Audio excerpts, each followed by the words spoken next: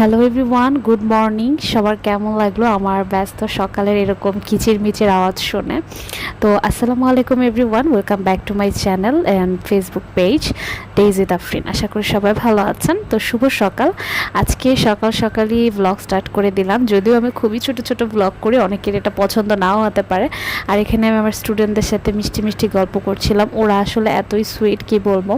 তো আজকে সকালে এসে আমার তেমন কোনো ব্যস্ততা ছিল না। তো ব্যস্ততা ছিল না বললেও ভুল হবে। দেখেন এখানে ইচ্ছা মতো কাজ করছি আর বলছি ব্যস্ততা ছিল না। এখানে হচ্ছে আমাদের কিছু মানে ইন্টারনাল কাজ টাজ থাকে আর কি। তো আমি এক কোণায় বসে করছিলাম, ভাবলাম আজকে স্কুলের কিছু সুন্দর মুহূর্ত আপনাদের সাথে শেয়ার করি।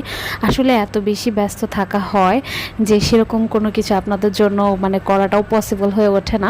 বাট এই যে দেখতে পাচ্ছেন, আজকে আমি রেড কালারের একটা ড্রেস পরেছি, যদিও একটু অসুস্থ ছিলাম, কারণ হচ্ছে আমার কানে অনেক বেশি প্রবলেম হয়েছে একটু পানি ঢুকে যাওয়ার জন্য। আর এখানে আমার কাজ শেষই হচ্ছে না, আপনাদের সাথে কাজ ছাড়া অ্যাকচুয়ালি আর কিছু শেয়ার করারও নেই আমার তেমন। আর আজকে কিন্তু অনেক ভালো লাগছে সকালটা, কারণ আজকে আমার কোথাও যাওয়া নেই, একটু ব্যস্ততাটা একটু কম। আর স্কুলের কাজ করতে সত্যি কথা বলতে আমার সব সময় অনেক ভালো লাগতো, এখনও ভালো লাগে।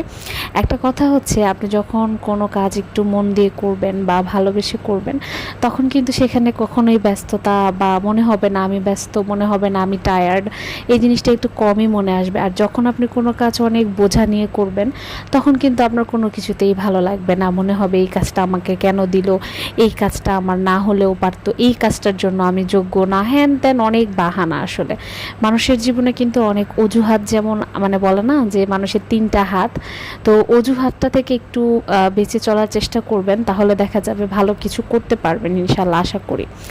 এখন এটা কিন্তু একটু দুপুর থেকে যখন বিকাল হচ্ছে এরকম একটা সময়, তো বাসায় চলে আসি। তো দেখছেন আমাদের বাসার ওয়েদারটা মানে কেমন সুন্দর লাগছে, জানালা দিয়ে আস্তে মৃদু একটা বাতাস যাচ্ছে। আর এই যে তাল গাছ না ডাব গাছ, সরি এটা তো ডাব গাছই, তো অনেক সুন্দর একটা বাতাস, তারপরে আকাশটাও খুব ঠান্ডা হয়ে আছে।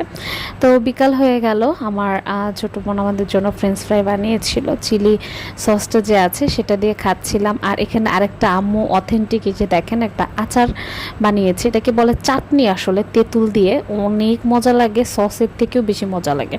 তো আপনাদের কার কাছে কেমন লাগলো আজকের এই ছোট্ট ব্লগটা অবশ্যই আমাকে কমেন্ট বক্সে জানাতে ভুলবেন না। অ্যান্ড ডেইজ উইথ আফরিনকে সাবস্ক্রাইব করবেন ইউটিউব চ্যানেলে, অ্যান্ড ফলো করতে ভুলবেন না ফেসবুক পেজে।